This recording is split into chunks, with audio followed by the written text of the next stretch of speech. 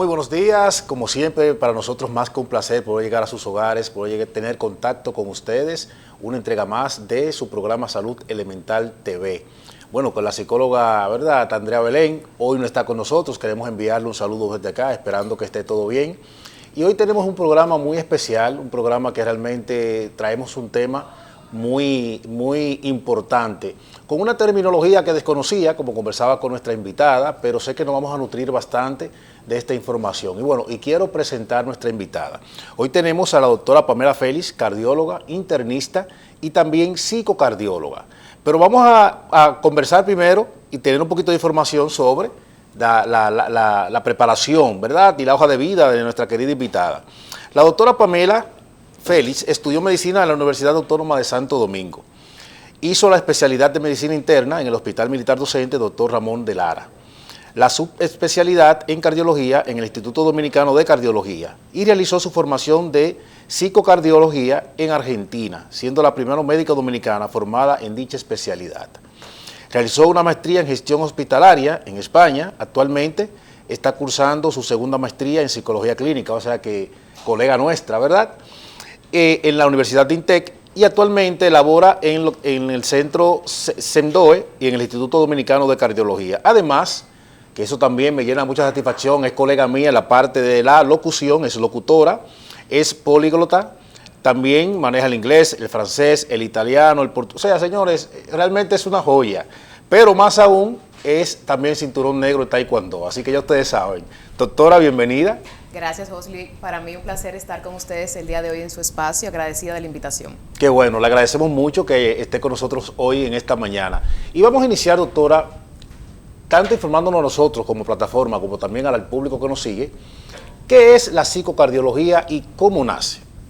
Así es, la psicocardiología es un área dentro de la psicología que aborda los aspectos psicológicos y sociales que llevan a enfermedades cardiovasculares y a su vez aborda estas secuelas mentales que dejan los eventos cardiovasculares en los pacientes. Y cuando hablamos de estrés psicosocial, diría el público, ¿de qué se trata? ¿Con qué se come? Vamos a mencionar el estrés, la ansiedad, la depresión, el tipo de personalidad.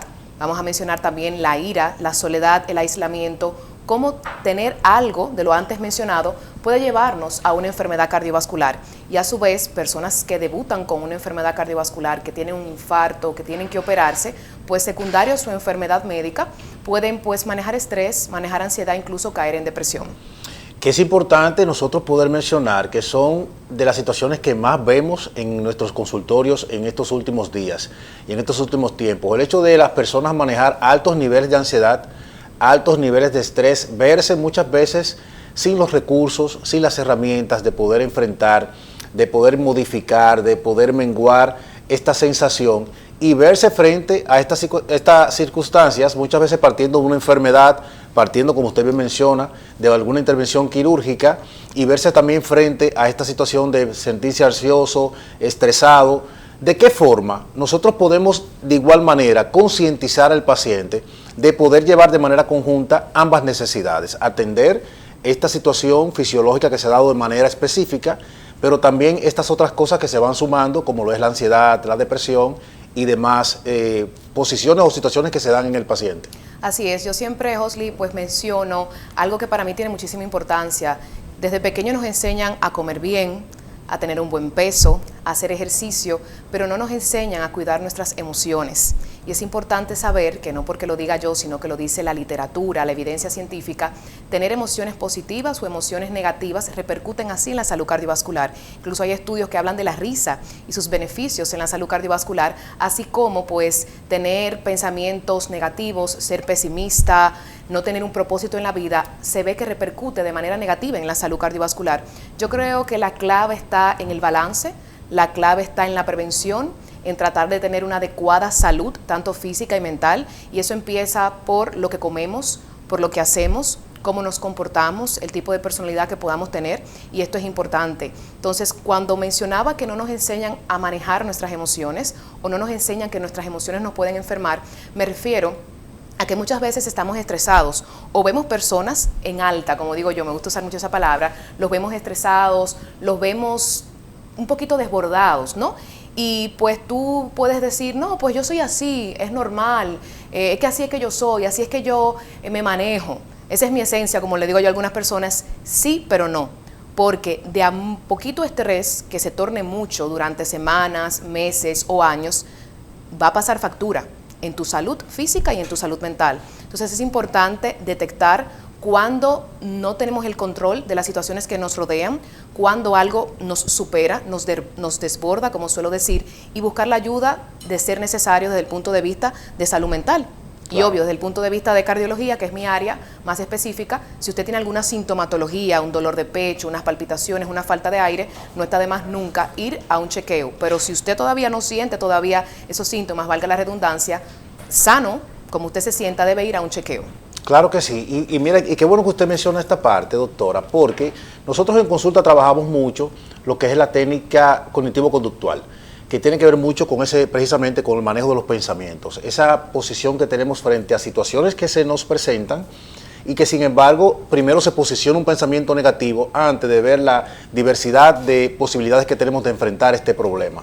Y qué bueno que usted hace la mención, porque también es importante poder resaltar a nuestro público esa importancia de nosotros ante una necesidad poder buscar la ayuda. No tenemos que esperar, señores, caer redondo, como decimos nosotros los dominicanos, ¿verdad? Que nos dé un patatú para poder atender la necesidad. A veces esa señal que nos da nuestro cuerpo, esa palpitación, esa agitación que sentimos, es una señal, eso nos está dando como luces de quizás situaciones que se están iniciando en nuestras vidas que debemos atender de manera directa. Así es, totalmente de acuerdo con esta intervención que acabas de hacer, y siempre digo, así como usted lleva el carro al mecánico, tiene un ruidito al mecánico de una vez, así como usted se mira al espejo y dice, tengo que ir al peluquero, tengo que ir donde mi peluquera, así mismo es con la salud física, así mismo es con la salud mental. Bien, muchas veces nos llevamos más del estigma social que hay, sobre todo en el tema de salud mental, y uno dice, no estoy loco. No se trata de estar loco, se trata de que si usted siente que no se siente bien, debe buscar la ayuda, porque puede ser un momento que llegue que sea un poquito tarde. Yo siempre digo que si algo no podemos perder en la vida es perdernos a nosotros mismos. Y habla una persona que en su momento tuvo un síndrome del burnout, que es un síndrome del quemado profesional hace unos años, donde secundario un estrés laboral a un ambiente hostil de trabajo, pues tuve prácticamente una caída desde el punto de vista mental, sufrí los estragos tanto física y mental de este síndrome del quemado profesional, y fui juzgada, fui señalada, pero asimismo yo dije, no, vamos a buscar la ayuda necesaria, y duré un año en terapia con una psicóloga, y ahí nace mi amor por la psicocardiología. Dije, yo quiero ayudar a los pacientes desde la cardiología, pero sin olvidarme de la parte psicológica, y ahí decido pues formarme en la psicocardiología. Excelente. ¿De qué forma nosotros pudiéramos enfocar esta parte desde el modelo biopsicosocial y también del modelo biomédico? Así es. La medicina que conocemos todos, hoy en día es una medicina más con un modelo biomédico, que es la parte biológica, la enfermedad, por ejemplo, en este caso la hipertensión, y la relación con el médico, ¿no? Mi relación con el médico, las recomendaciones que me da el médico, pero el modelo que usa la psicocardiología es un modelo más integrativo, es un modelo más integral, es el modelo biopsicosocial, donde yo no solo veo la parte biológica, la enfermedad como tal, sino que yo no me olvido de la parte psicológica y la parte social. Y desglosando un poquito más esto, ¿qué es la parte psicológica? La personalidad de mi paciente, sus expectativas de vida, sus creencias, sus comportamientos. Bien, si yo tengo una persona que dice, a través de mi religión yo entiendo que me voy a sanar y no voy a usar el tratamiento, es una persona que hay que trabajar la psicoeducación y tratar de trabajar este pensamiento, porque si bien es cierto que la fe nos ayuda en muchos sentidos, incluso hay un artículo que me gusta mucho donde se toca alma, mente y cuerpo, cómo la espiritualidad tiene beneficios en la salud cardiovascular, pero es importante saber que no podemos desapegarnos del tratamiento. Eso es en cuanto a la parte psicológica, pero en cuanto a la parte social, la parte económica de mi paciente, ¿tiene él para comprar el tratamiento? Bien, ¿tiene un apoyo familiar o es una persona que vive sola, que está en soledad? Entonces es importante no olvidarnos de esta parte. Entonces, hablando de la soledad, que siempre me gusta traerlo a colación, se ha visto cómo la soledad y el aislamiento hoy en día repercuten en la salud cardiovascular. Un individuo solo o que esté aislado por día es como si se bebiera 6 bebidas alcohólicas o fumara 15 cigarrillos. Entonces es importante también en esta parte, a veces vemos un abuelito, un joven, un niño aislado o que maneje soledad o que le exprese, es importante también tener en cuenta esta parte. Muchas veces, y en el abordaje psicológico antes, se le llamaba esto el abordaje lineal, donde nosotros solamente nos enfocábamos en el problema que el paciente traía al consultorio.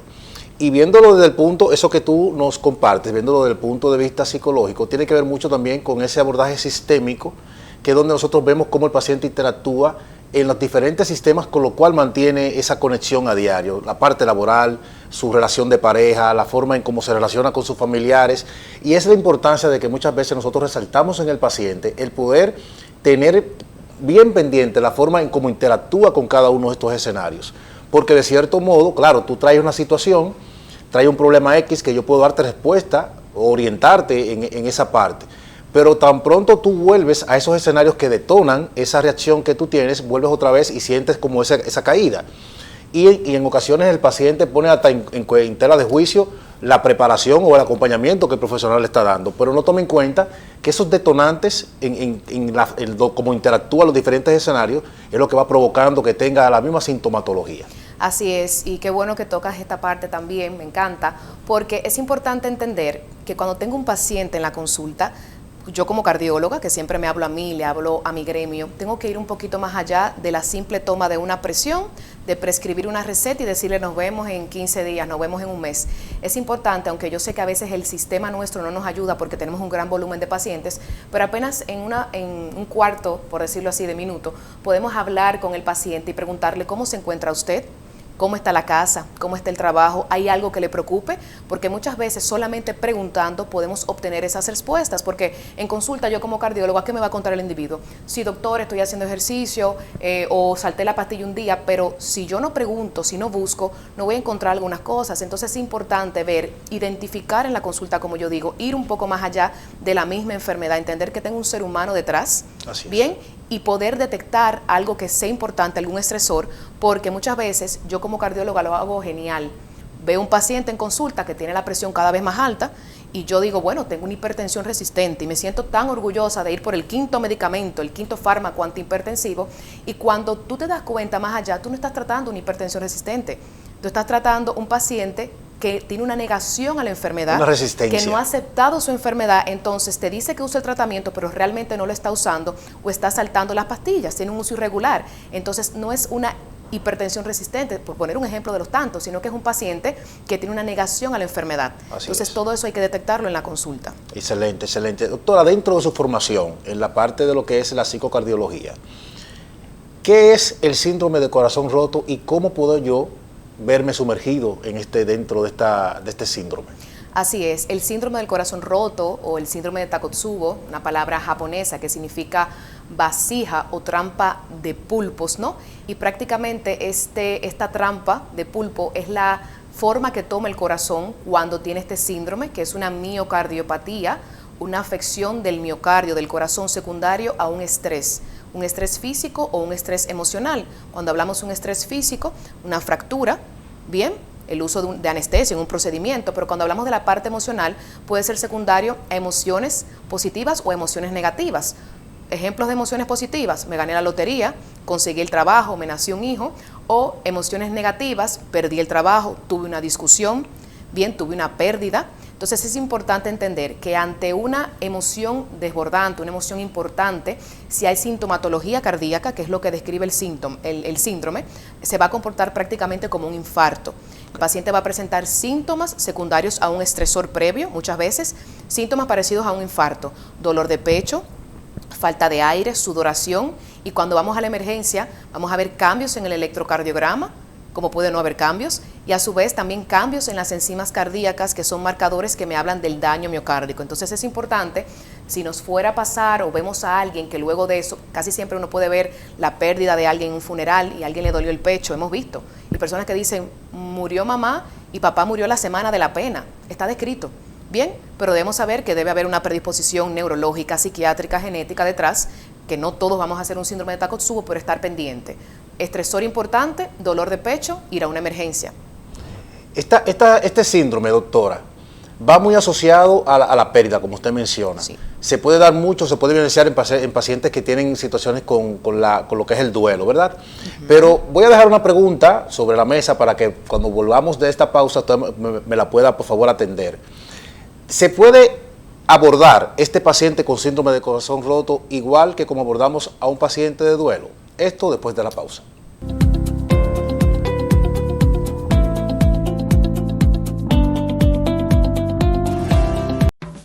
Centro especializado en salud mental. Centro Calma Alma. Ofrecemos terapia familiar, terapia de pareja, terapia individual, terapia sexual, terapia infantil, terapia infanto-juvenil, adicciones, niños con discapacidad, psiquiatría, nutrición, psicometría, además de trastornos de ansiedad, estrés y aprendizaje. Centro especializado en salud mental. Centro Calma Alma. Llámanos 809-369-9752. Estamos ubicados Avenida José Contreras, número 95, sector La Julia. Centro especializado en salud mental. Centro Calma Alma.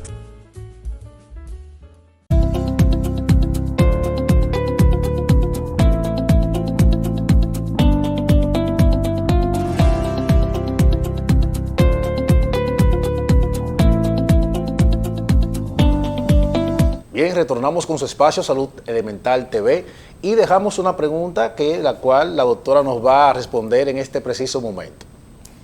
Claro que sí, hablábamos del síndrome de Takotsubo y como te comentaba, es una descarga de catecolaminas, que son sustancias que produce el cuerpo luego de ese estresor, que van a ir directamente al corazón y van a provocar su afectación o su afección.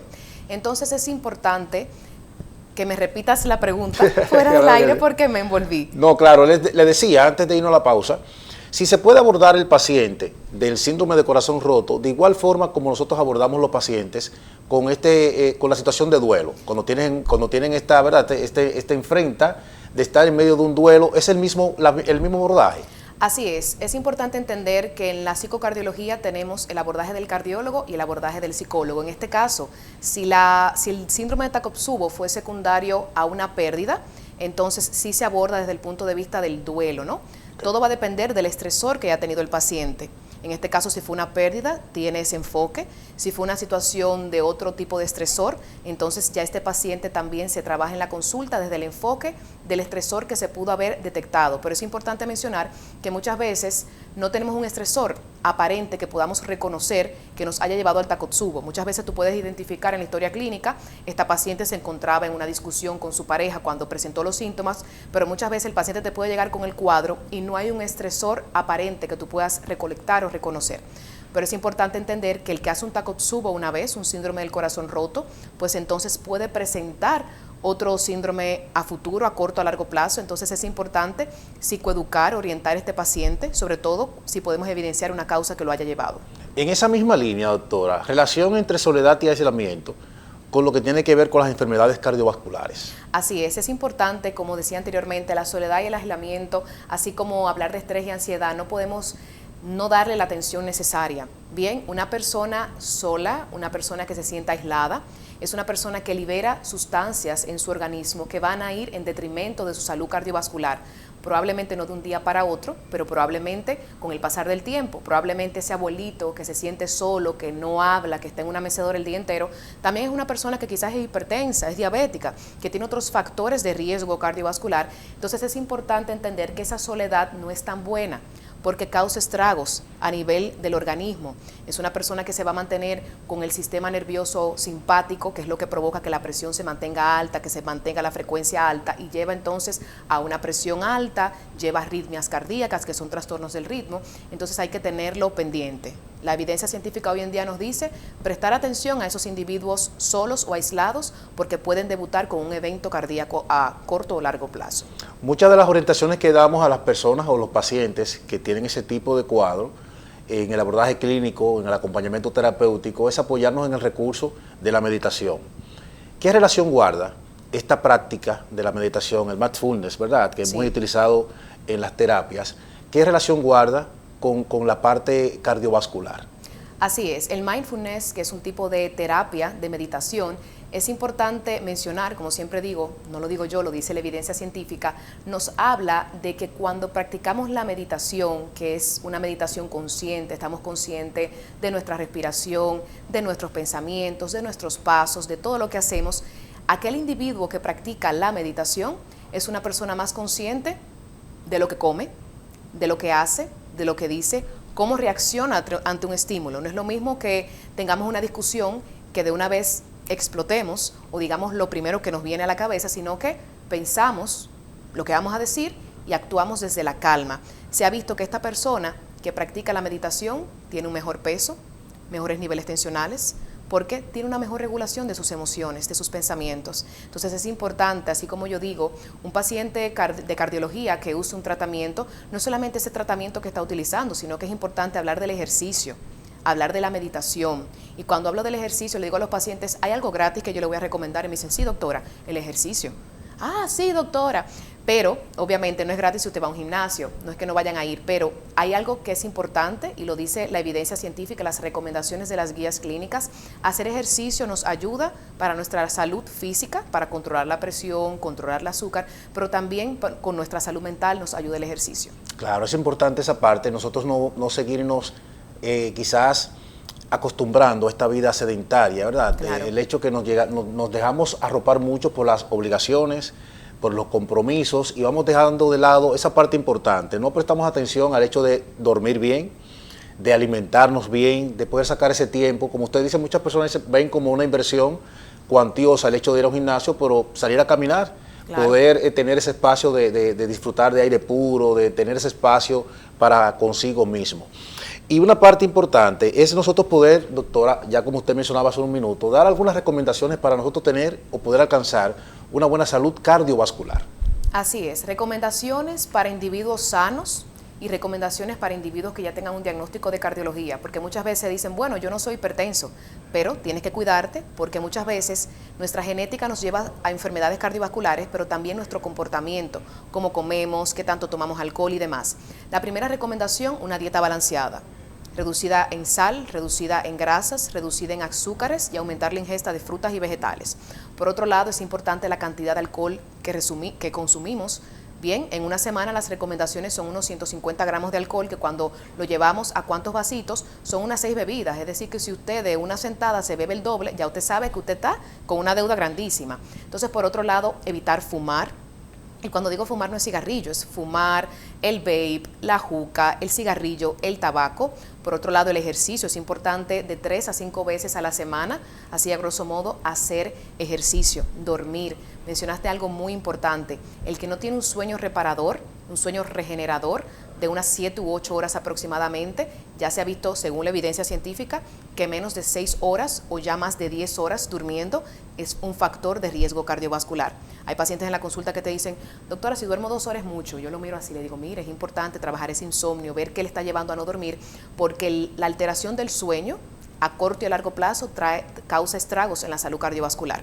Es importante estas recomendaciones, tratar de mantener también un buen peso. A veces estamos en sobrepeso, estamos en obesidad, y si no somos conscientes de eso, no lo vamos a trabajar.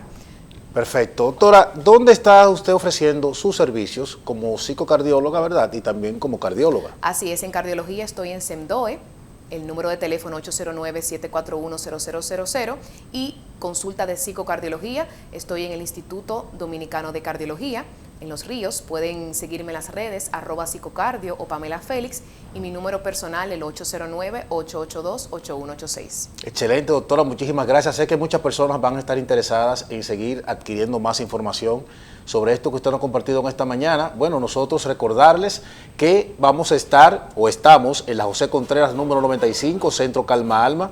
Recuerden que también en las redes sociales nos pueden encontrar como Centro Calma Alma. Los teléfonos 809-369-9752. Así que ya saben, será hasta una próxima entrega y gracias por el regalo de su sintonía.